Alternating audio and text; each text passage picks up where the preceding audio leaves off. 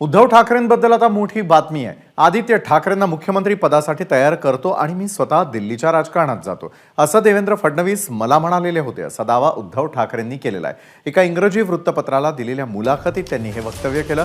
अमित शहा भाजपचे अध्यक्ष झाल्यापासून भाजपचा सूर बदललेला आहे असंही उद्धव म्हणाले।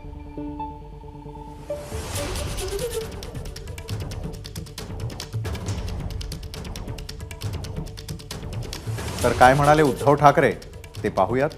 तुम्ही देश पहा, आम्ही महाराष्ट्र पाहतो असं बाळासाहेब म्हणाले होते।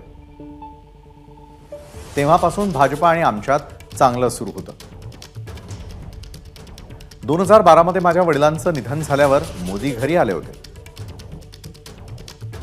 2014 मध्ये मोदी पीएम झाले तेव्हा वाटलं आपलं स्वप्न पूर्ण झालं। पण अमित शहा अध्यक्ष बनल्यावर भाजपचा सूर बदलला।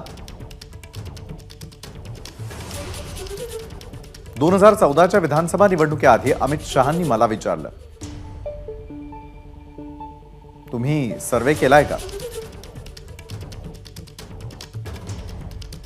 मी म्हटलं, आम्ही लढणारे लोक आहोत, आम्ही सर्वे करत नाही। छत्रपती शिवाजी महाराज यांनी सर्वे केला नव्हता। पराभव होणार असं जर सर्वेत दिसलं तर आम्ही लढायचं नाही का? भाजपच्या बोलण्यात मगरुरी दिसत होती। बाळासाहेब गेले, वार करण्याची हीच वेळ आहे असं भाजपला वाटलं।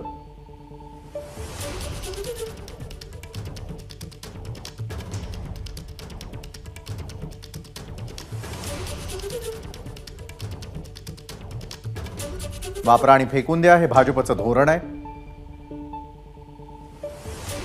माझ्यासोबत त्यांनी हेच करण्याचा प्रयत्न केला। शिवसेनेचा मुख्यमंत्री होईल असं वचन मी वडिलांना दिलं होतं। अमित शहांना देखील ते मान्य होतं आणि त्यांनी अडीच वर्षांचं आश्वासन दिलं होतं।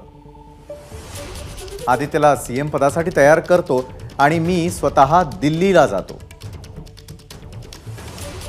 असं देवेंद्र फडणवीस मला म्हणाले होते। माझ्या लोकांसमोर मलाच खोटारडा ठरवण्याचा प्रयत्न त्यांनी केला।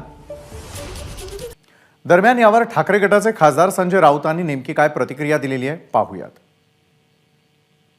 आदित्य ठाकरेंना प्रवोक करताय तुम्ही मुख्यमंत्री पदासाठी, कुठं बिनसलं त्यावेळी? फडणवीसांनी शब्द पाळला। असं वाटतं की उद्धव ठाकरे साहेबांनी आपल्या मुलाखतीमध्ये सगळ्या गोष्टी स्पष्ट केलेल्या आहेत। मुलाखत पूर्ण आपण वाचल्यावर त्याच्यामध्ये आपल्याला सगळे खास कळते। उद्धव ठाकरे यांनी जे मुलाखतीत सांगितलेलं आहे ते सत्य आहे आणि हे मलाही माहिती आहे। एबीपी माझा, उघडा डोळे बघा नीट।